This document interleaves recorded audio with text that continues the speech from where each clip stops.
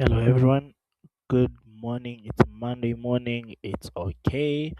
And what if a computer could greet you? What if a computer could do exactly what you want it to do? Can add, can multiply, can chat with you, can have a shopping cart of your own.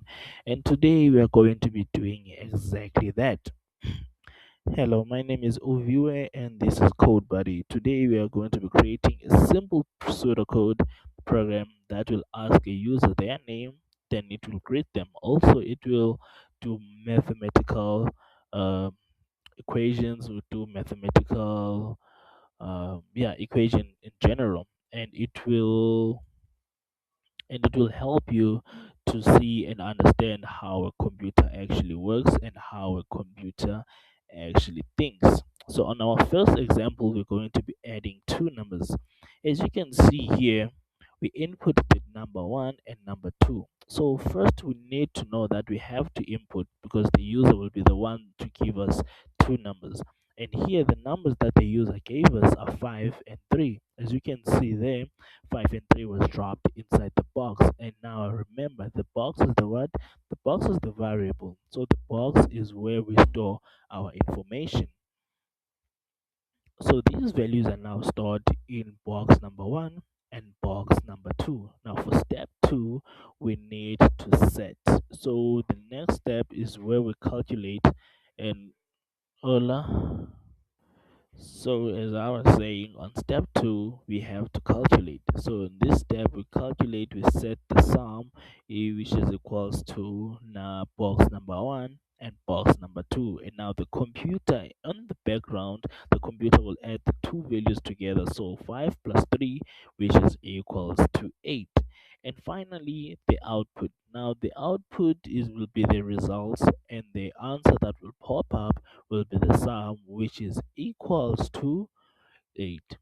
As you can see, that's how pseudocode can solve math problems step by step. It's simple like that. So let's go to the next example, which is the subtraction. So in our subtraction, as you can see, we also have to follow the same rules. First things first, we need an input. An input, the user will give us numbers, and those numbers will drop them inside the boxes. And let's say, for example, it's 5 and 3 again. So we drop 5 inside the box number 1, and we drop 3 inside box number 2. And then after that, we're going to set the difference. The difference will be equals to number 1 minus number 2. Now 5 minus 2, exactly, you know the answer. So the output will be the difference, but in the difference will only pop the exact value that was in the equation. So now let's go to another example. In this example, we are creating a user. As As logic pertains, we have to input the name first and ask the user to type their name. And then after that, we have to drop the name inside a what? Inside a variable inside our box. So let's say I type my name inside the box, which is Uvi, and then after that it will be dropped inside the box. So when I want an input, I can only just call my name using the what? Using the variable name, not the value that is inside the box. And here is what is going on. So this is another example, but now here it's for checking a temperature. So let's say it's cold outside, everyone knows that. So now we're going to input the temperature. So the thermometer will rise up, and we'll see that okay, maybe the temperature has dropped towards to 15 degrees Celsius. And then we're going to put that number inside the word inside the computer as the value. And then after that, that number will be stored inside that variable, which is the box. And then when we output the message, we can also add our own message, like saying it's today is so hot, the temperature is, and then you write the variable name. As you can see, but here, as you can see here, it's not the same example as the one that I'm saying, because here I'm using a more hotter um, temperature, if you will. Last example, which is a shopping cart.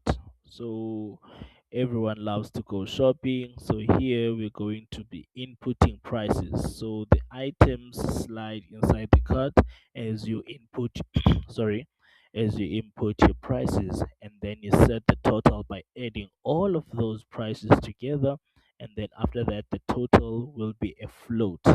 A float, there's a difference between an integer and a float, but we'll get through that in our next video. There's a difference between an integer and a float. So now an integer is just a number from 1 up until to 100. There are no decimal points, but for a float, it has decimal points. So one thing I used to tell myself was an integer can be a float, but a float cannot be an integer, because an integer doesn't have floating numbers, but a float has those floating numbers. So now the output, back to the example, whereas we set the total into the prices that we inputted inside the card. So we set the total, and then after we set the total, we output it. The total is equals to 50 rand, or the total is equals to 60, depending on the prices that you inputted and the prices that were added up. So now to explain it all, we have our first step, which is input. So an input is when the computer will ask you, and then now the user will respond by typing or by doing any movement that is required, and then whatever action the user did, that is what we need. That is the input, and we store that input or that answer inside what? Inside a variable inside the box, so that later on we can be able to manipulate and use it. So now the output is when we open that box and we take the message that we stored it and we display in the screen. Like, let's say when you're using your computer and you type your name. Remember, when you're typing your name using Word, for example, you type your name, you can also see your name as being typed there. That process is so fast because the moment you type your A, it's almost as instant as you can see it, but that's not how it works. It has to go through all the processes first and store it in different variables, and then up until it's displayed in your screen. So the flow is pretty simple. When you're beginning your pseudocode, you have to start first. You begin your pseudocode by starting. That keyword is very important because that's the keyword that tells the computer that now we are beginning with our pseudocode. And then you have to input, you ask for data from the user. And then now the process, it's when you do all of your multiplication, your addition, uh, everything that has to do with manipulating the data that was stored inside the box. And then now the output is showing the results of that manipulation out to the user, so the user can be able to be satisfied and see that the computer actually does what it needs to do. And then your last keyword is end, which is telling the computer that now anything after this keyword, don't consider it. We are done with our pseudocode. So this is the practice challenge for you guys. You can go and write it yourself and practice yourself, and remember the first number one rule: if you want to see that your pseudocode is perfect, you need to show it to someone who has no knowledge of pseudocode or coding or whatsoever. If they can understand your pseudocode on what is going on, then your pseudocode is perfect. In our next video, we'll be doing if statements, so we'll be making decisions in code, and we'll learn how programs choose between different paths using if statements, and I will show you how to make your code make decision and think. Thank you everyone. My name is Uviwe, and this is the last slide.